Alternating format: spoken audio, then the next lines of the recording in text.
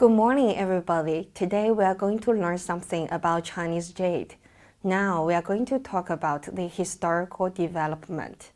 The earliest examples of jade appear in the latter phases of the Majiangbang culture.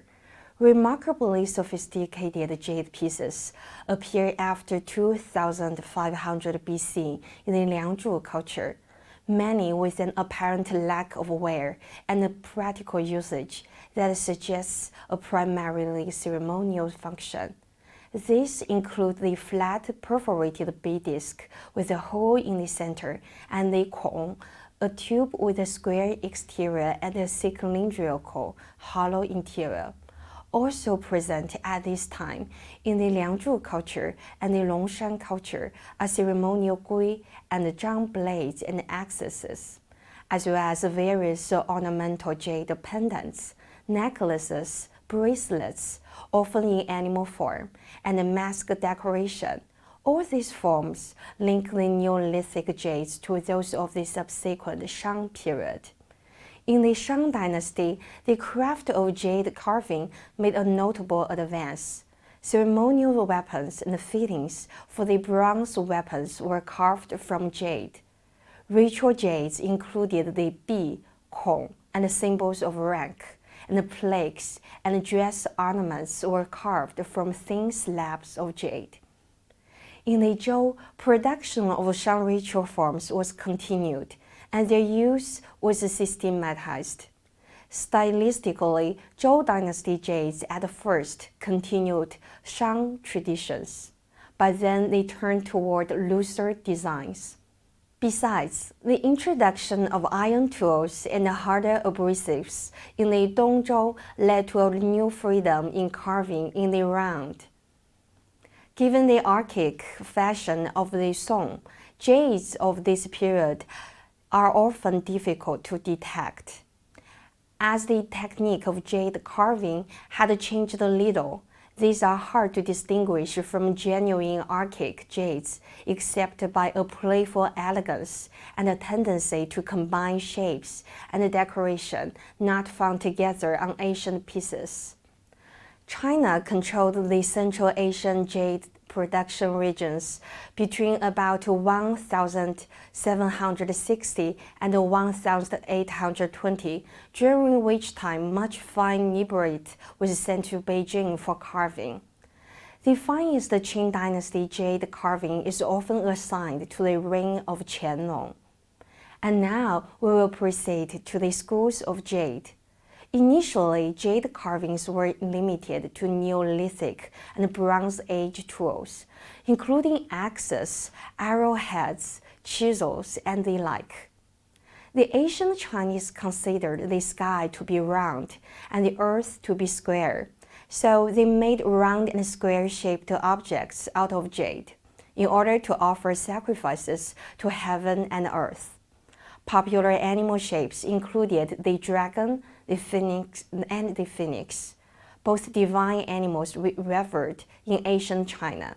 Jade was also used for tomb objects carved to honor ancestors, exorcise evil, and protect against disasters, while personal jade items were worn in order to purify one's soul. Later, jade became a favorite material of the Chinese scholar class, especially for personal objects like holders for calligraphy brushes and even mouthpieces for opium pipes, due to the popular notion that they would bestow longevity on the smoker. Other categories of jade objects included ritualistic objects such as the bi, the kong, and huang, the hu, and gui, and the zhang. Second, ceremonial weaponry, jade daggers, and swords and associated fittings. Third, personal items of jewelry or adornment, including rings, pendants, earrings, necklaces, bracelets, hairpins, clasps, buckles, and bezel decorations, and so on. Fourth, domestic items for decorating houses. Fifth, small figurative carvings of animals and people. And now we will move on to production of jade.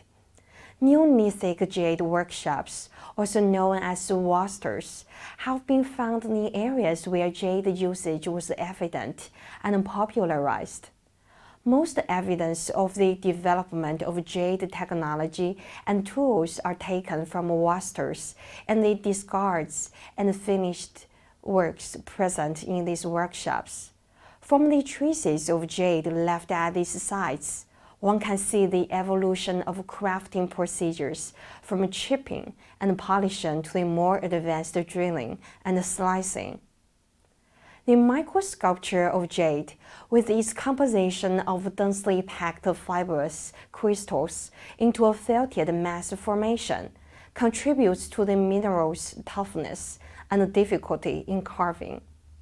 The only possible method of altering the shape or texture of this mineral dense rock hasn't seen much change from its introduction to modern day, as both times remain reliant on the abrasion method. In order to override the abrasiveness of jade and subdue it to molding, a jade worker must use an object of a higher abrasive factor. In the early days of jade carving, quartz was the object of choice. At the beginning of the Song dynasty, red sand became the dominant tool of the industry.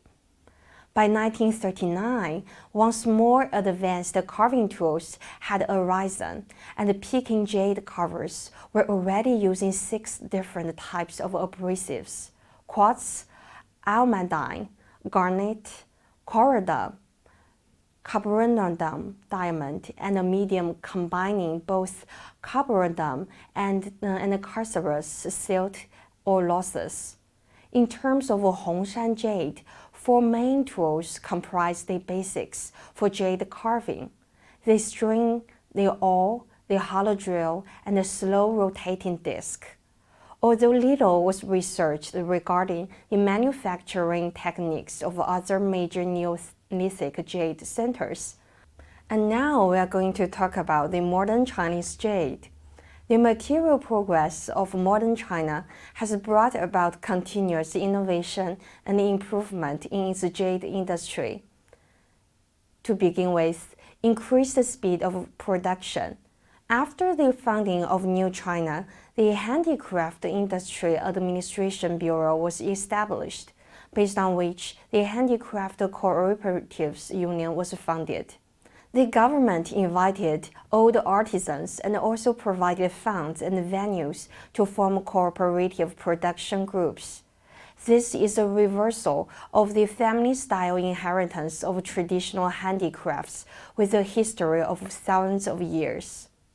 During the period of time before the reform and opening up, when people struggled to survive, many jade carvers had to produce jade on a small scale in a closed environment.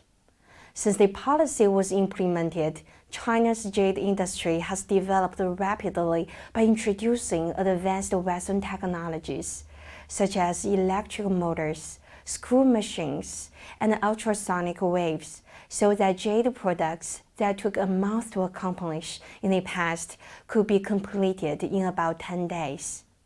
And then it is the inclusion in the national intangible cultural heritage. Jade culture is included in the state-level intangible cultural heritage, mainly due to the fact that jade carving incorporates a variety of skills such as painting, calligraphy, carving, and folklore. The spirit of craftsmanship is manifested in the traditional jade carving industry, and China's jade culture has a long and continuous history. And then, the jade's price has also increased.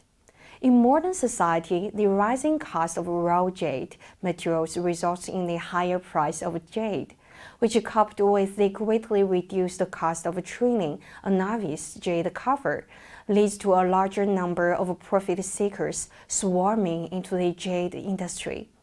Some of them rush to put their immature products onto the market, while others are focused on shaping their own image rather than that of their works. And then we will talk about the online business model. With the development of the mobile internet, jade selling has also entered the era of live streaming. In the addition to the reforming the mode of trading, webcasting has also put traditional craftsmen into an awkward situation. The profit-seeking mindset of live streaming has replaced that of the traditional craftsman, thus reducing the quality of finished products. So today in our lecture, we have talked about the historical development of Chinese jade, its various schools, its production, and also its modern phenomenon. And now it is the end of our lecture. Thank you for your time and attention.